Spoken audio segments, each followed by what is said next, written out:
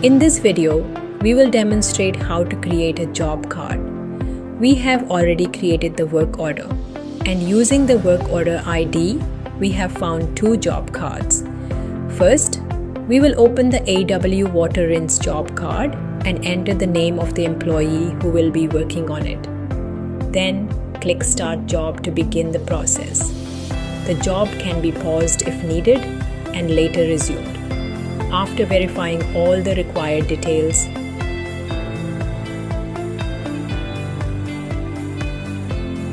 click Complete Job to finish the task.